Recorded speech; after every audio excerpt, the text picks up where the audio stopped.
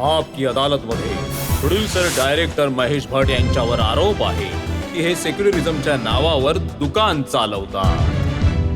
भटसाहेब, हे खरं आहे का की तुम्हाला एक अशी इमेज बनवायची आहे की देशामध्ये तुम्हाला मुसलमानांचा मसीहा मानलं जावं? जर हे खरं आहे तर असं समजा आपण मान्य सुद्धा करू तर त्याचा फायदा मला कुठल्या क्षेत्रात होतोय? कुठल्या गादीवर बसून मी राज्य करत आहे? हेच तर आम्हाला जाणून घ्यायचं आहे की कुठल्या गादीवर पोहोचायचं नाही, आहे हे तुम्हाला? बघा,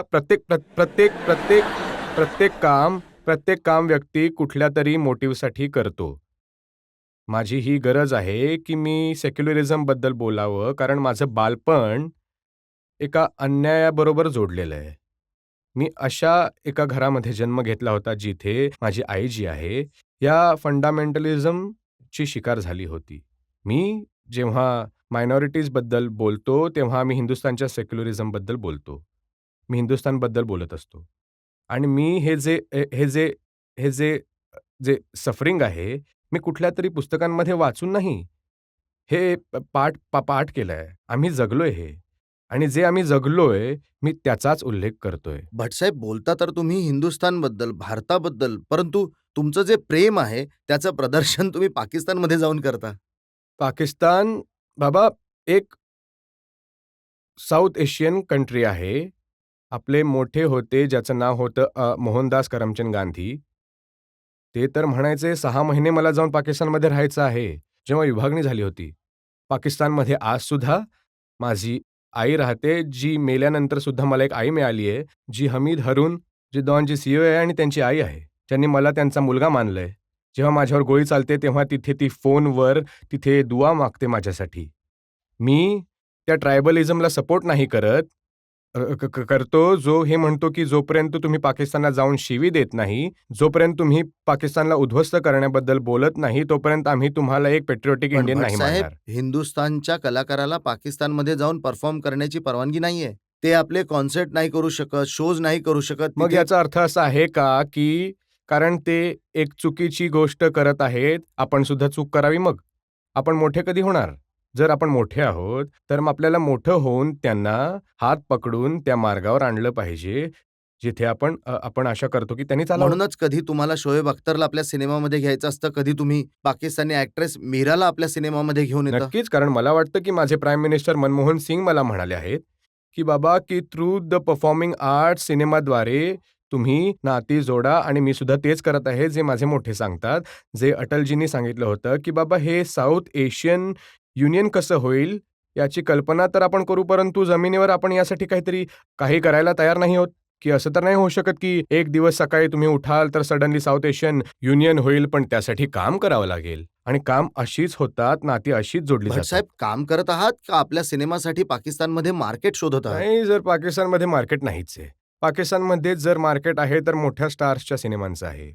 ते सुद्धा इथल्या जनतेप्रमाणे मोठ्या स्टारकास्टमध्ये इंटरेस्टेड आहेत आणि ती दिल्ली खूप दूर आहे. पाकिस्तान खूप कोलॅबोरेटेड वेमध्ये आपले दरवाजे उघडेल हिंदुस्थानी सिनेमासाठी. परंतु हो, माझ्यासाठी पाकिस्तानी टॅलेंट तिथून आजच्या दिवशी जे अवेलेबल आहे, त्यामुळे इथल्या फिल्म इंडस्ट्रीला खूप फायदा होईल.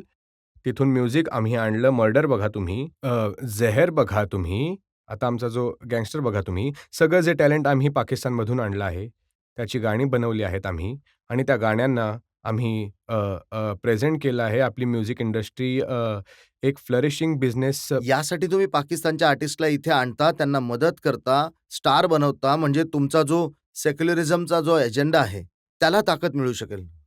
नाही, दुकान सुद्धा चालतं आणि सेक्युलरिझमचा अजेंडा शिवी कधीपासून झाला? हे मला समजत नाही की गांधींच्या व्यक्तिमत्वावर हल्ला करणे देशभक्तीची निशाणी कधीपासून झाली? तुमचे जे विरोधी आहेत ते त्याला सुडो सेक्युलरिझम म्हणतात. एक शेर आहे साहेब, त्याचं मी उत्तर देतो, कदाचित थोडं वातावरण बदलेल. कि क्यों अपनी तरह जीने का अंदाज छोड़ दें, क्या है हमारे पास इस अंदाज के सिवा. ही शैली केवळ आहे आमच्याकडे. आमची शैली आम्ही का सोडू? तुम्ही आपल्या घरा उंबरट्यावर उभं करा किंवा नका करू. ती तुमची मर्जी आहे. ही आमची शैली आहे. 57 वर्ष आम्ही जगलो आहोत. आम्ही आमच्याच अटीवर आयुष्य जगू आम्हाला तुमच्याकडून काहीही नको. आम्ही नाचणं गाणं सिनेमे बनवून आमचं घर चालवतो, परंतु सेक्युलरिझमचा नारा लावून आम्हाला कधी राज्यसभा, कधी लोकसभा किंवा कुठल्याही पॉलिटिकल पॉवर बरोबर उठायला बसायला आवडत नाही. तुम्ही हे जनतेच्या समोर लोकांना उपस्थित अनुपस्थित पाहून हे म्हणत आहात की तुम्ही या सगळ्याचा वापर कुठल्याही राजकीय आयुष्यासाठी करणार नाही. ज्या दिवशी करेन तेव्हा माझं टकलं डोकं आणि तुमचे जोडे. आमचं मन दुखावलं जेव्हा तुम्ही एक मोठे डायरेक्टर प्रोड्युसर असून सुद्धा एक मायनॉरिटी बद्दल बोलता. केवळ एक पक्ष बघता मायनॉरिटीचा, दुसरा पक्ष बघतच नाही. जसं काश्मीरमध्ये काश्मीरींबरोबर जे बिचारे पंडित आहेत तिथले, त्यांची आज काय वाईट अवस्था झाली आहे. त्यांच्या बहिणी, मुली, सुना किती दुःखी झालेत. त्या दुसऱ्या पक्षाला तर पाहिलं नाही. तसंच पाकिस्तानमध्ये एकच मंदिर होतं, त्याला सुद्धा तोडून टाकलंय. हे काही बघत नाही तुम्ही. तर मायनॉरिटीमध्ये एकच पक्ष का बघता तुम्ही? मला सांगा, हे अशा आरशाने का बघता तुम्ही? दुःख वाटतं तुमच्यासारख्या महान व्यक्तीला अशा प्रकारचा मायनॉरिटीचा प्रयोग करताना. हे बघा, तुम्हीच हा प्रश्न विचारलाय हो, आणि तुम्ही जजमेंट सुद्धा दिलाय. जजमेंट मी कुठे नाही, दिलं? तुम्ही मला बोलूच दिलं नाही. अहो, तुम्ही असं केलं सुरू म्हणून. केलं.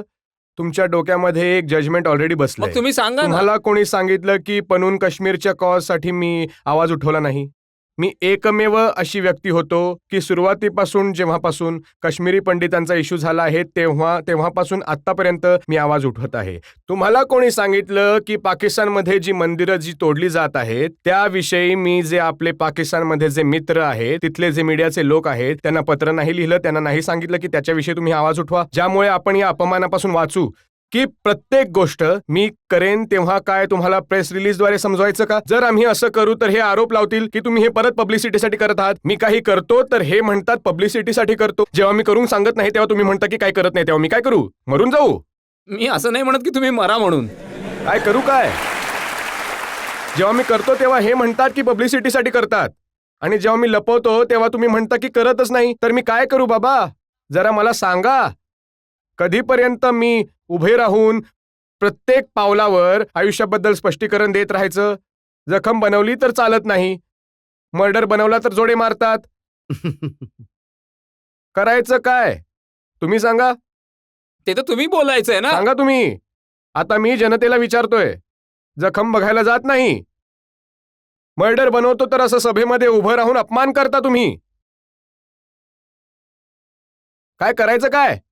आणि केलं तर म्हणतात की बाबा पब्लिसिटीसाठी करतात. भटसाहेब, असं वाटतं की तुम्ही सगळ्या बाजूंनी अडचणीत सर, आहात तुम्ही आता. आज इथे भेटलात ना म्हणून विचारतो. अरे यापेक्षा चांगलं हे आहे की त्या रवी पुजारीने गोळी मारावी. हट! तुम्हा लोकांवर विश्वास होता, सोडा. तुम्ही लोकांनी सुद्धा साथ नाही दिली. हट! मी एकटा चाललो होतो, एकटाच चालेन. तुमची एंडोर्समेंट नकोय मला.